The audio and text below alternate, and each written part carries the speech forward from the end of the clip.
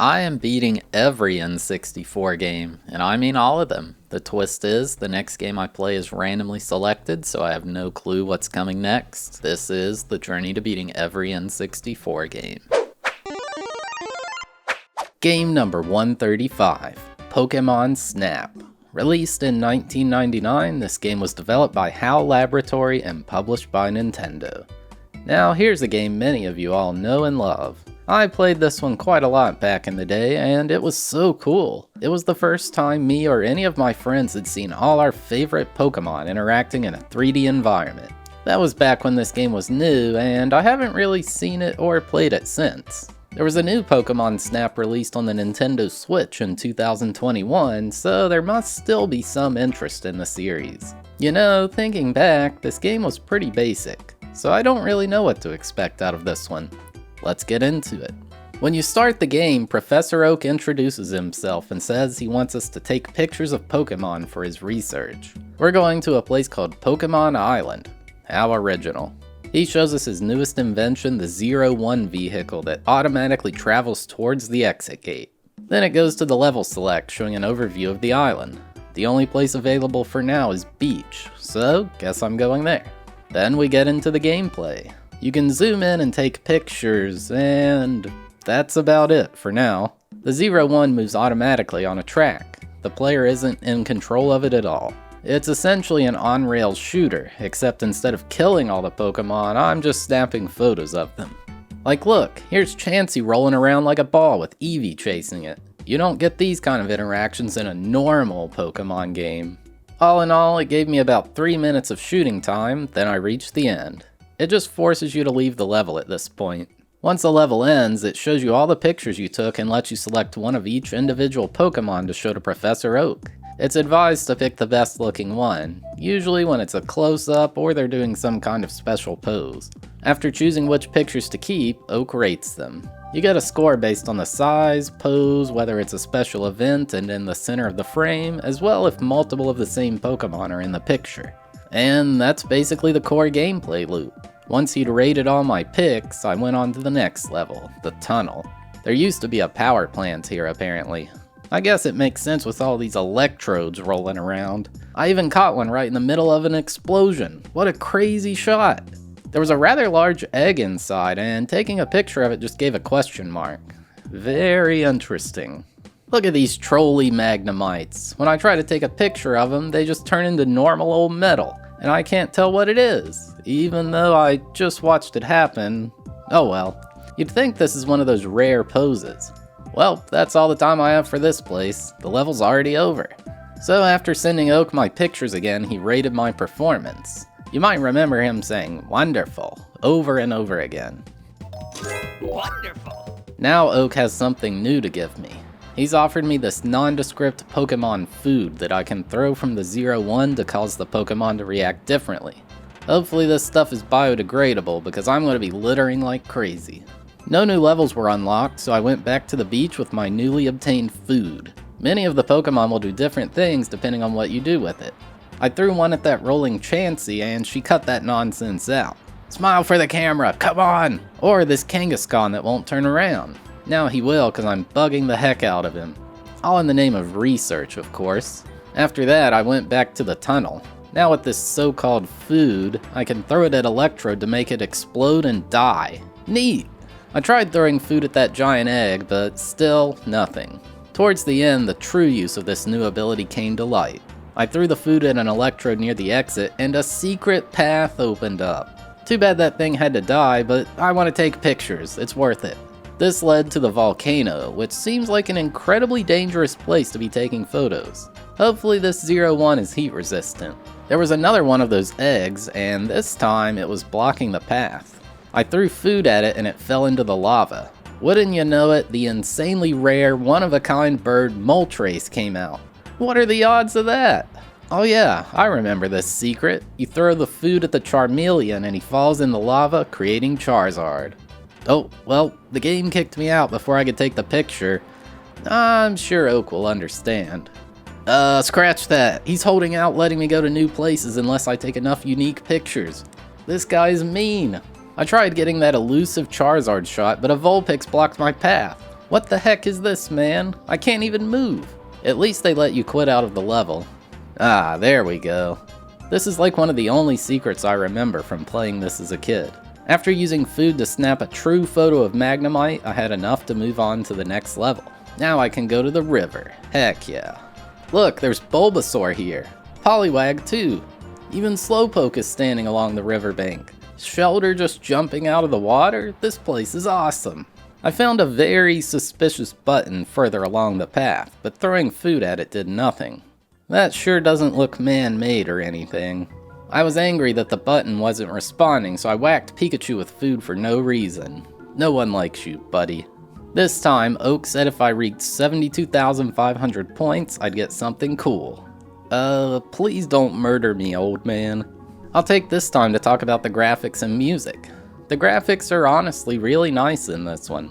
They nailed the Pokemon art style, and it's clean looking for the console. The game runs smooth too, but that's probably not hard since it runs at a fixed speed at all times. The music is decent, I guess. It's mostly ambient music that you don't really notice, but I'd say it's good background noise. Now that I'd met Oak's goal, he gave me that cool thing he was talking about. It's called a pester ball, and he says I should use it if I think Pokemon are hiding somewhere. You know, maybe they're sleeping or just trying to chill, but sure. I'll ruin their day, all in the name of research. I completely ignored his advice and instead threw the pester ball at this Bulbasaur for no reason. What's it gonna do? I'm way bigger than it. Vileplume simply did not care about these things though. I think it might be dead. But in all seriousness, there are spots you can throw the ball to have new interactions happen. Like these brown things were hiding in the walls, and I couldn't photograph them before. With the pester ball, we learn it's actually Porygon. Somehow. I thought it was going to be a Geodude. A second Porygon activated that secret button for me. Unlucky for me, there was a waterfall where I fell to my death. Oh wait, this thing can hover. Whew, that was a close one. Now I have access to the cave. This place is freaky, man. There's a bunch of Zubats flying around, and Grimer just chilling in the various crevices. That's nasty. Also, what the heck is going on with this coughing and Jigglypuff? I don't think they're supposed to be doing all that. Oh look, Weepinbell is moving around this circular pool of water. This looks eerily familiar to that Charmeleon. Hey look, knocking it inside turned it into Victory Bell. I am so smart. There was another one of those eggs with two Jinxes near it, but nothing was really happening. Then the level was already over. Man, these are so short. I needed 3 more Pokemon to have Oak tell me where the next place was. Not sure why he won't tell me because he'd get more results, but whatever. Now I can wake up the Snorlax. Well, sort of. I also bothered Scyther enough to come out of the grass. Anyway, now that I'd satisfied Oak's tyrannical demands, he told me how to get to the valley. Nice, I can continue to work for this guy for free. Oh god, Squirtle's here. That guy runs the local gang.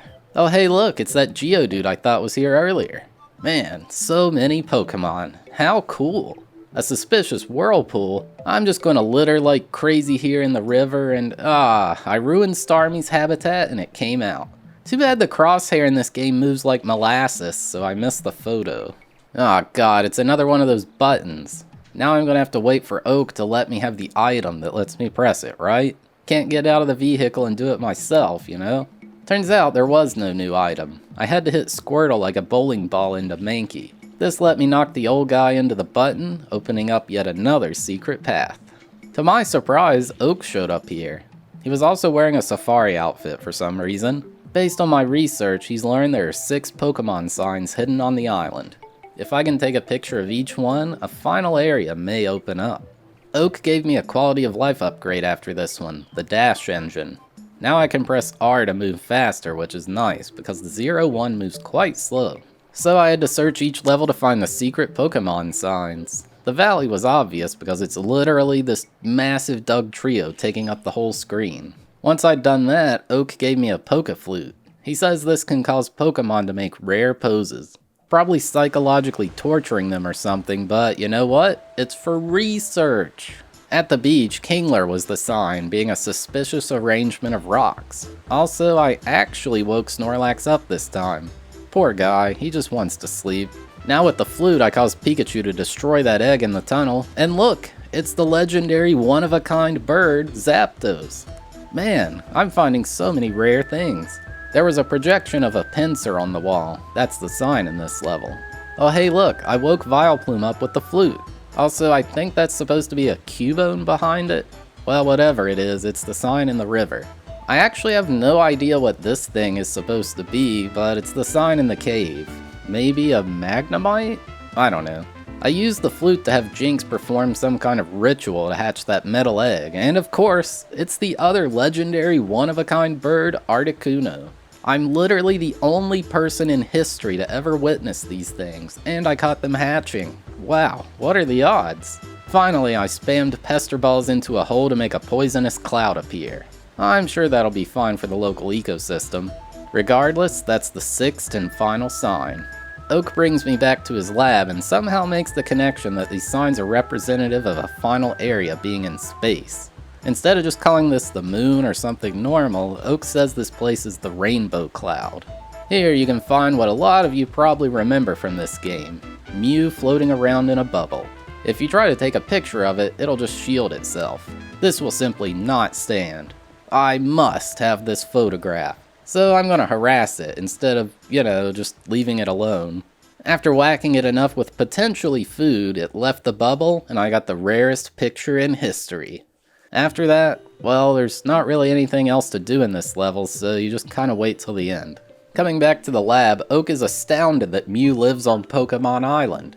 He says his Pokemon report has a very memorable picture.